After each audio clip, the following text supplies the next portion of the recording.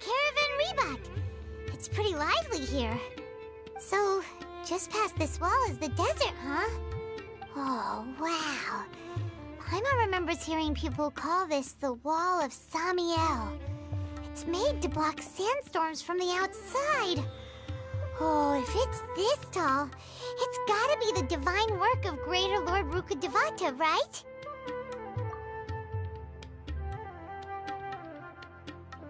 Enough gawking. Come on, follow me. Huh? Over here.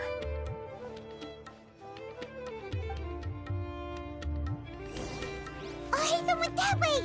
Let's hurry up and follow him. Wonder what he's up to. What should I sell after I'm done with this?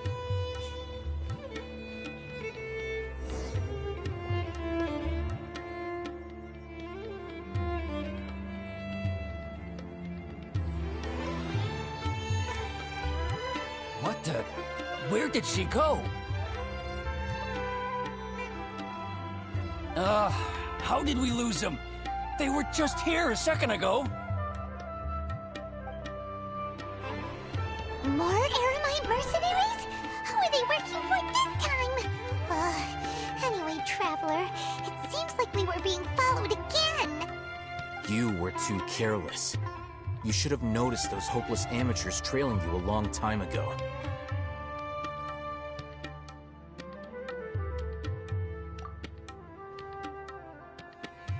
There's no need to thank me. I've never cared to keep track of personal favors. All I did was correct a mistake I happened to come across. It's a habit I developed at the academia. You really gave Paimon a scare, Al-Hatham. We never thought we'd run into you here. Last time we met at Port Ormos, didn't you say you were going back to the academia? Wait, don't tell Paimon that you're here to take us back on their orders! Oh, so you've already landed yourselves on the academia's hit list. I can't say that I didn't expect it. However, had I wished to turn you over to the academia, don't you think you'd already be the Eremites' honored guests by now? Oh, right. You do have a point. I have no interest in running errands for that project. As a scholar, I've always belonged to the camp that promotes researcher autonomy. And these days, you're more fascinating than anything the sages can offer. Not quite. To tell you the truth, I'm still investigating the Divine Knowledge Capsule. Unfortunately, I've run into some difficulties. Everyone says the capsule originated in the desert and was eventually moved to Port Ormos. If I am to get to the bottom of this, I must understand how the capsule first came to be. Which brings me back to you, and why you're so interesting. The leader of Ain al-Ahmar used the Divine Knowledge Capsule right in front of you, and upon seeing him, your expression became perplexed, and you were lost in thought for quite some time. To have that kind of reaction, I think you must have realized something. Are you interested at all in sharing what you've been hiding from me?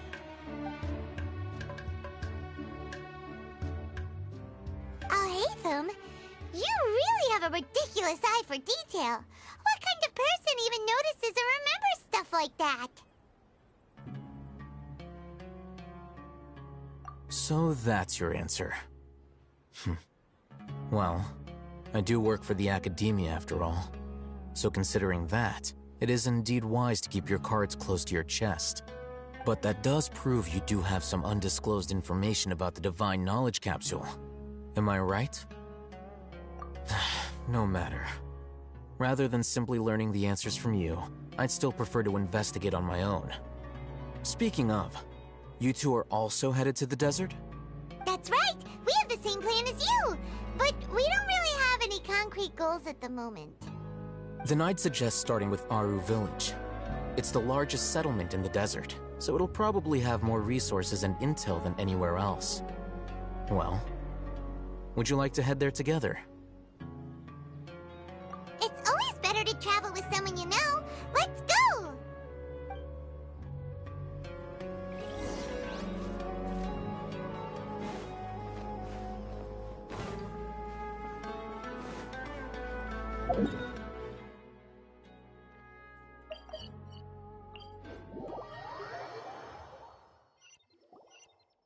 Before us lies Aru Village, the safe haven of the desert folk. Whoa, this landscape is really something else. What a cool place! Let's go check it out!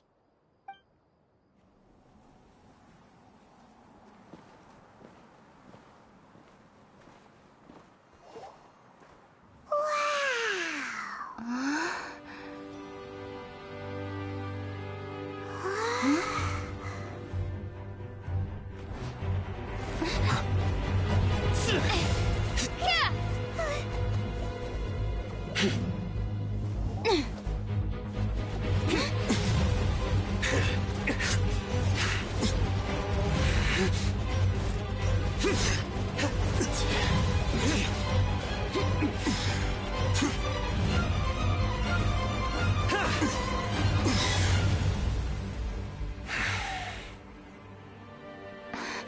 Sino.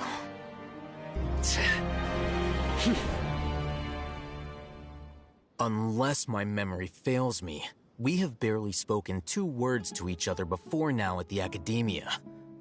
Would you care to enlighten me as to when and how I invited the General Mahamatra's wrath? Alhaitham, do not think you can escape my judgment just because you managed to escape my attack. Judgment? So that's how you'd characterize your actions here, is it? Or would elimination perhaps be a more accurate description?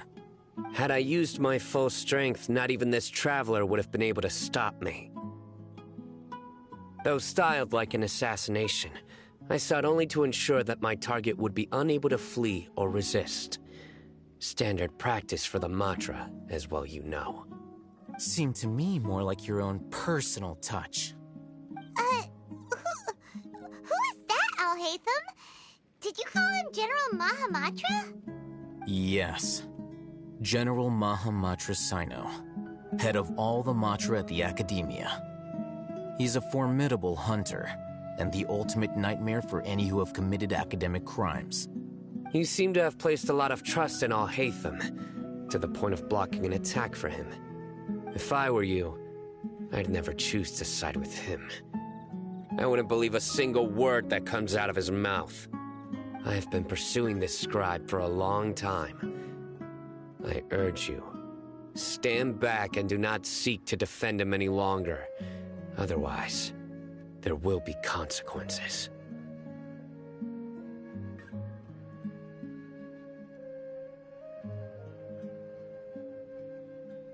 Has Alhaitham done something wrong? Paimon doesn't think he's as bad as you've made him out to be. I won't waste my breath explaining things. Alhaitham, I saw it during our fight. Take it out. The divine knowledge capsule you're hiding on your person. Unless you want me to retrieve it for myself. Very perceptive of you. Nothing escapes a Matra's senses. Wait, the divine knowledge capsule? Didn't it fall into the Matra's hands in Port Ormos? No wonder you speak with such confidence, Sino.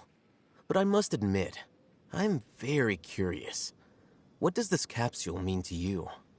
And why, as General Mahamatra of the Academia, are you all alone in the desert? As far as I'm aware, the other Matra have been speculating about your disappearance. Have you been given a mission that's, let's say, morally dubious? If I was the real target of your mission, what was stopping you from simply using your authority and resources to judge me within the walls of the Academia?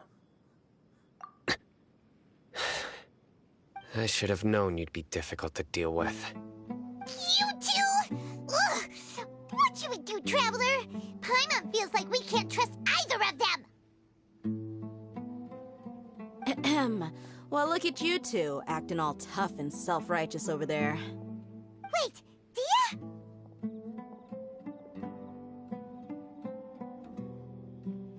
Great! Finally, someone that we can trust! You gotta help us out here, otherwise these two are gonna start fighting again! Yeah, sure looks that way. 2 giants from the Academia duking it out once and for all. Not something you get to see every day, that's for sure. Listen, I know you academic types love to fill up your big brains with self-righteous morality and lord your empty rules and virtues over each other. But how dare you bring your petty disputes into the safe haven of Aru Village? It seems like someone's gonna have to beat some sense into your thick skulls until you finally learn to respect these grounds.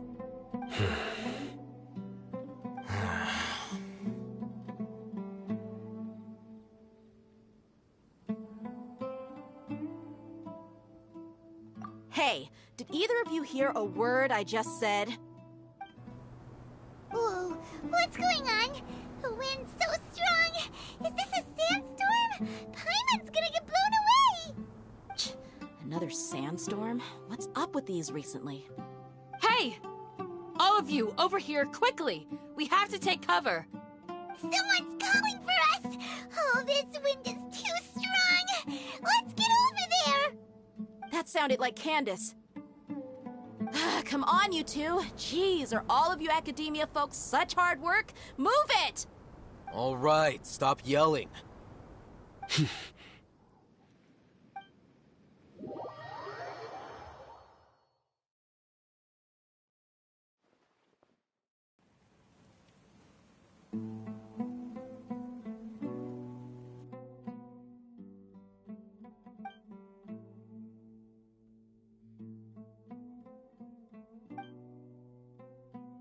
Well, this is pretty awkward. Hey, wanna play sardines with 3 people who wanna tear each other limb from limb? Sure, why not? Sounds fun. The air is so thick and heavy. Paimon can hardly keep floating anymore. My sincere apologies, everyone. This is the home of our village chief. I will have to ask you to make do with this small room until the sandstorm dies down. Please, let me introduce myself.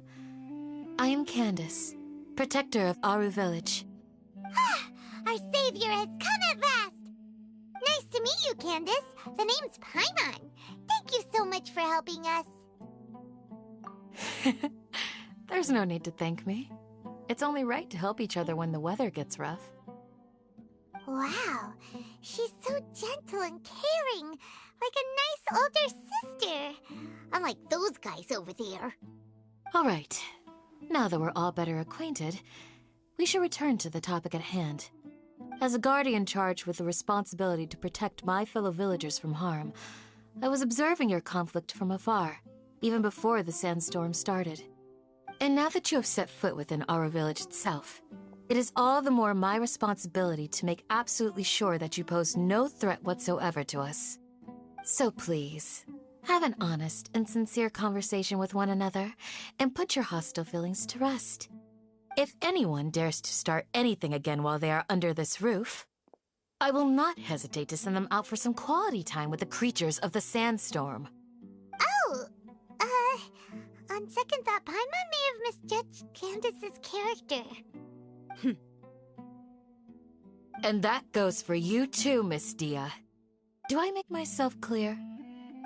All right, we got it, Candace. That's what I like to hear. So, which of you will begin? I was supposed to be a mediator, but I might have gotten a little too involved just now. Anyway, one of those two should probably start talking. Wait, that was you trying to be a mediator? I have nothing to hide, so there's no shame in explaining myself. While Alhaitham wasn't wrong about the other Matra not knowing my whereabouts, it's not because I've been assigned a morally dubious mission. Rather, I've chosen to exile myself. Huh? Exile yourself? A little while ago, I discovered that there was data missing in the Academia's project planning and development files. What little they did report clearly did not match the project's actual progress. As General Mahamatra, I had the responsibility and authority to request an audit. However, to my surprise, the person responsible for the erroneous data was none other than Grand Sage Azar himself. I tried to investigate the issue myself before submitting a formal audit request, but I soon found that all leads and potential pieces of incriminating evidence were carefully concealed from me. I began to realize that they were cautious of me from the very beginning. Unsurprisingly, the Grand Sage rejected my audit request as soon as the submission reached his desk. He even said to me, "The power of the General Mahamatra is granted by the sages. You have no right to judge us." So they really are up to no good. I realized then that to the Grand Sage, the Matra are nothing more than tools for the sages to assert and maintain their control over knowledge. The vows that we took, the principles that we strive to uphold, they are meaningless to the academia of today. I believed it would be wise to flee the academia before the sages had a chance to take action against me. This way, they can no longer see nor predict my actions. I will never give up on this investigation. There's no need for someone else to give me power or authority. Once I find the truth, I will administer judgment by my own name. Sino seems to have the same goal as us. We're all investigating the sages. Plus, now that he's no longer the General Mahamatra, he somehow feels a lot less scary. Well, Sino, if that's your story, then why did you see Alhaitham as a target? When I was investigating the matter in the academia, I overheard a conversation between Alhaitham and a sage. The sages asked you to investigate a blonde-haired traveler. Do you dispute this, Alhaitham? What? Like many parts of the project, this assignment was undocumented. Now throw in your suspicious behavior with the Divine Knowledge Capsule, and I think we deserve an explanation.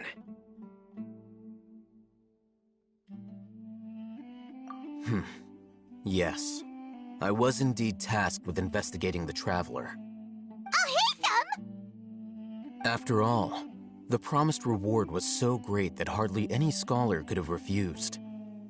The sage told me, once you've completed this assignment, I can give you a glimpse of divine knowledge. A most enticing offer. Unfortunately, those academics don't know me at all. Their words contained one key piece of information, namely that divine knowledge indeed exists. That gave me all I needed to know. From my perspective, the sages are far from trustworthy. Think about it. Isn't it a little strange they're so willing to share divine knowledge with anyone, even as a reward? So, I began my own investigation following the lead of the Divine Knowledge Capsule. In the end, I realized my wisdom in committing to this rather than collaborating with the sages. Had I been less guarded, I probably would have ended up like that Ain al-Ahmar mercenary, incapable of remaining sane for long enough to hold a conversation. You mean that the sages originally planned to dispose of you, using one of those capsules that drive people insane? I'd already given up on the assignment by then. I only told the academia I was waiting in Port Ormos for you to appear so they wouldn't suspect anything. So it came as quite a surprise when I encountered my erstwhile target while investigating the Divine Knowledge Capsule. Criminals do love to talk about coincidences. Even though I ran into the Traveler by chance, I had no intention of providing assistance to the academia. Also, you should remember, you were the ones who decided to follow me and strike up a conversation after I left that tavern.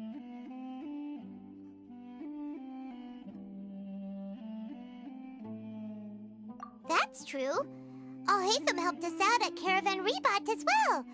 Maybe he's telling the truth. I'm willing to apologize, if that's worth anything to you. I took the Divine Knowledge Capsule behind your back because I judged its existence to be a significant risk. I felt that it would be best for no one to interact with it before it had been properly studied. After all, curiosity often proves to be the most dangerous thing in this land.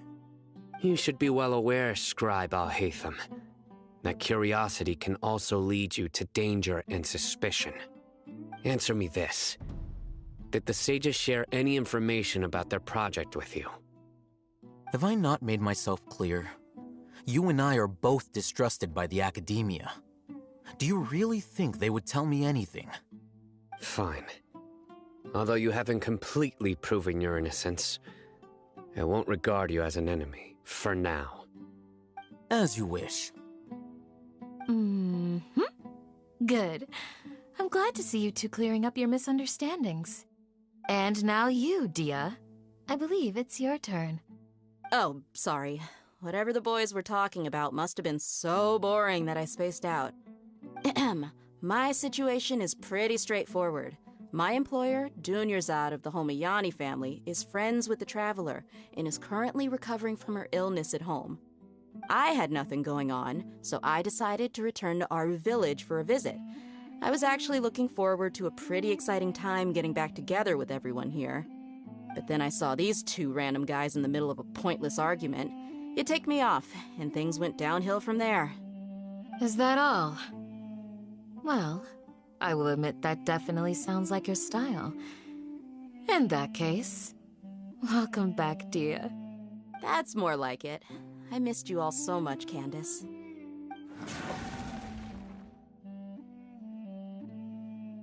Whoa! What was that sound? No need to worry. Now that you're no longer at each other's throats, please make yourselves at home. I'll take a quick trip outside to clear out some of those creatures in the sandstorm. Creatures? In the sandstorm? Are you sure you don't want some backup? Fighting in a sandstorm is not for the faint-hearted. Anyone without extensive training in these conditions is at a disadvantage. You needn't worry. Yeah, just leave him to Candace. Don't worry, she's as tough as they come.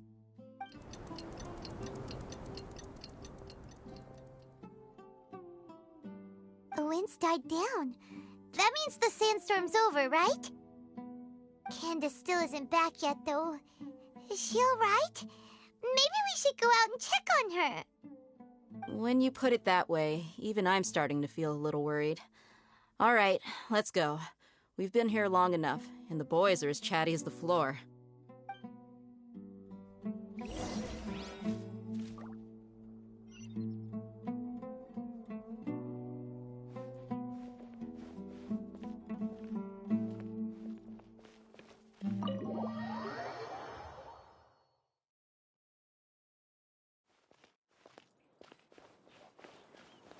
More speed.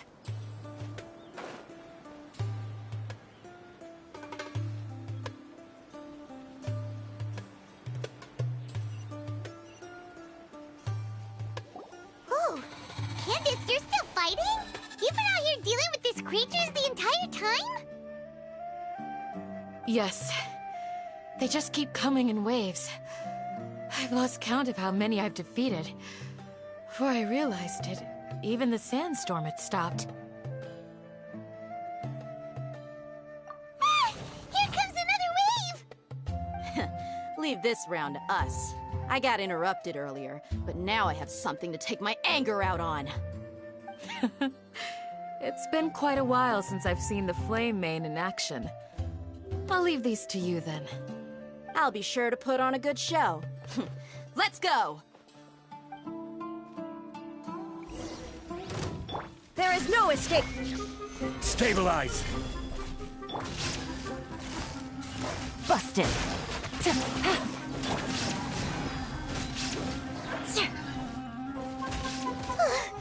Here comes another wave! When are they ever gonna let up?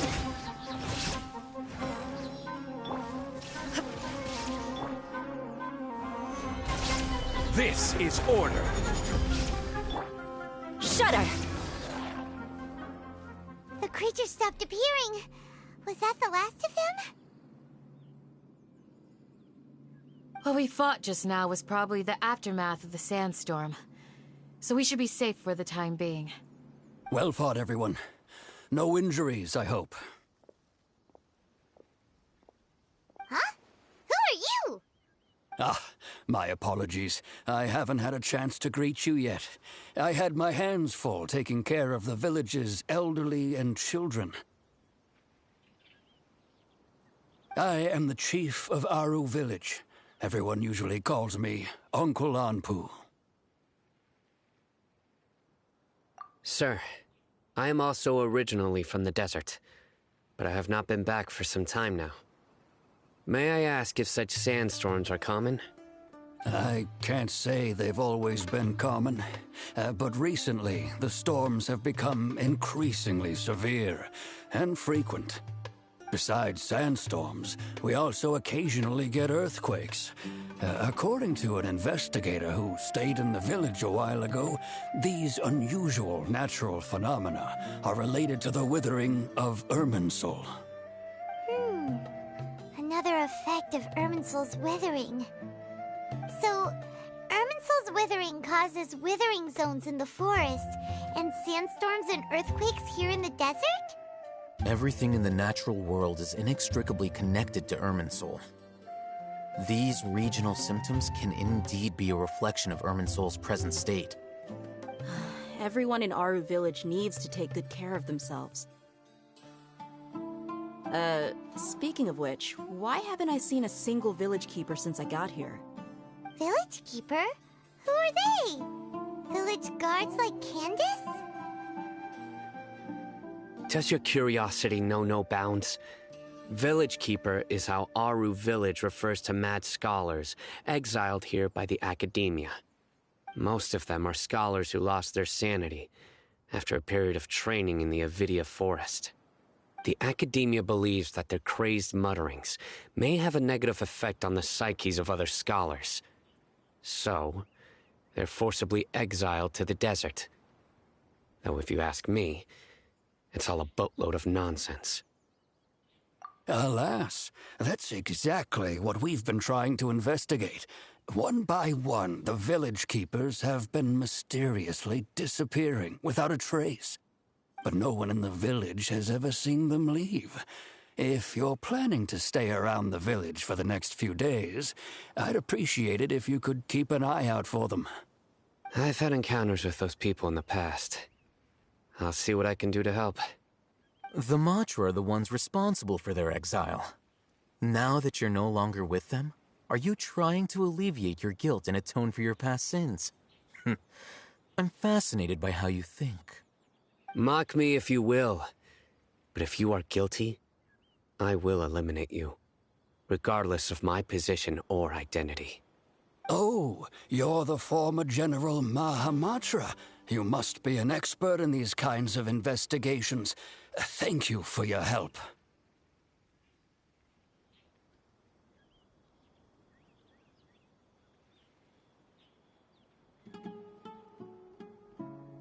Is it because you're reminded of Hypatia? Oh, these poor scholars. First they lose their sanity, now this! We need to help get them back home, safe and sound. But, is it really a good idea to tag along with Sino? You seem like you really don't trust him. I'll be grateful for the assistance. No doubt you will do a better job than some of my former subordinates. Let's start by finding a spot to share what we know so far.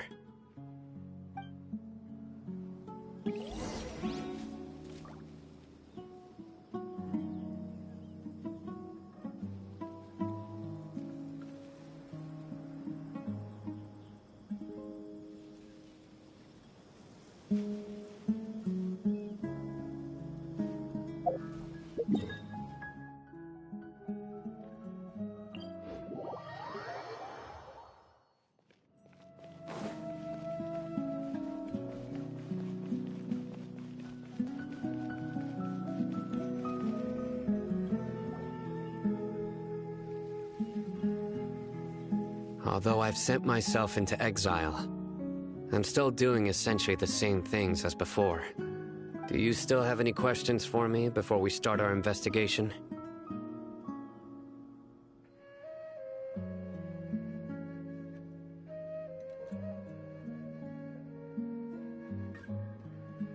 One of my former subordinates told me that this title has its origins in a strange incident. The academia has long exiled mad scholars to Aru Village. A mysterious phenomenon exists here.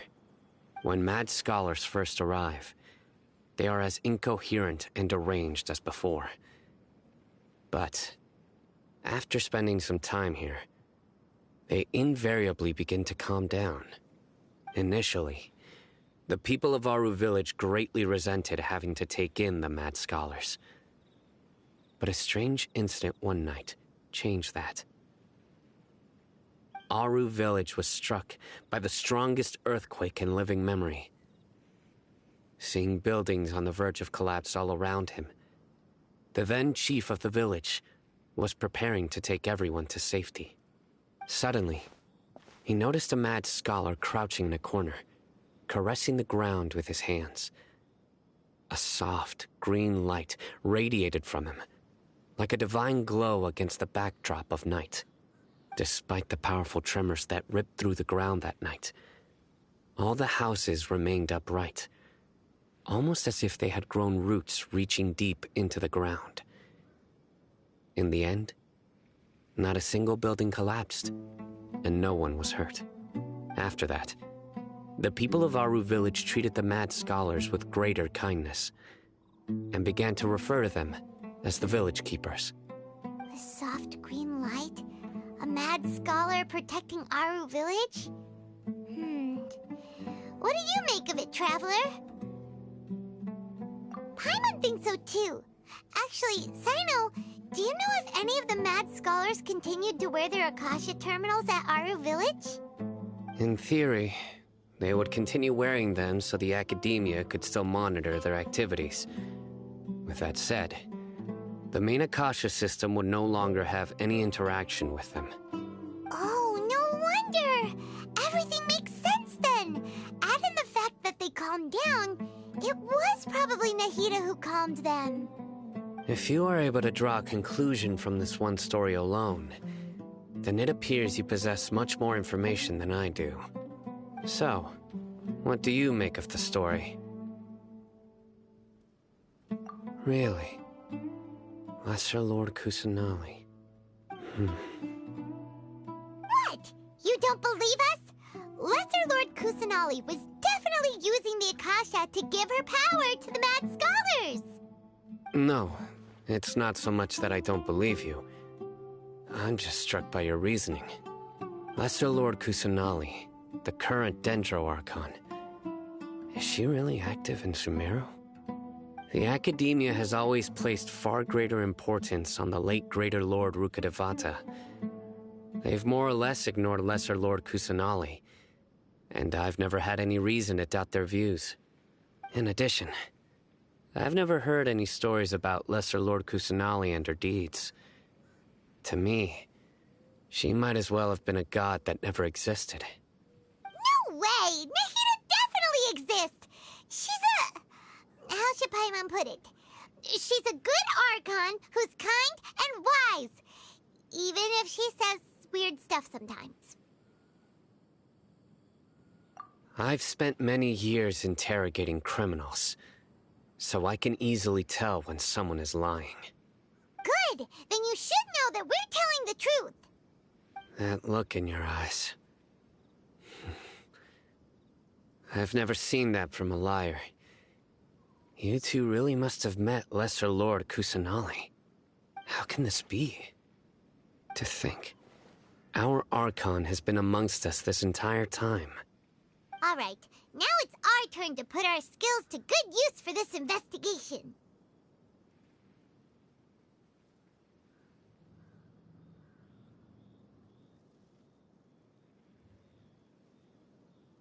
But easier said than done, especially since we don't have any leads. Maybe we can start by knocking on some doors. Excuse me, are you here to help me find my grandpa? Huh? Who are you? By the sounds of it, a resident of this village. My name is Isak. You'll help me find my grandpa, right? Is your grandpa a mad scholar? Hey, don't say that. Grandpa is just Grandpa. Why do you have to call him that? It's not like he's a bad person or anything. The person you're referring to is not a local, yet you are. Why do you call him Grandpa? Grandpa is just Grandpa. He's my family. I heard everything you said to the village chief. Please, you gotta take me with you. I want to find my grandpa. I swear I'll help. I won't be a nuisance. Ah, so you're the one who was eavesdropping on us around the village chief's house. I was planning to go out and take care of whoever it was, but I had a vague feeling that they didn't harbor any ill intent. Whoa. Oh, Ethan wasn't kidding about Matra having sharp senses. Sino, he's just a kid. All he wants is to find his grandpa. Let's find a way to help him. Sorry. I was only listening in because I wanted to know where Grandpa went. Honest. If you don't believe me, you can ask Miss Candace.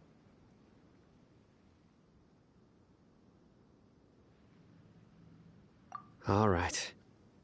But first, let's confirm the facts with Candace.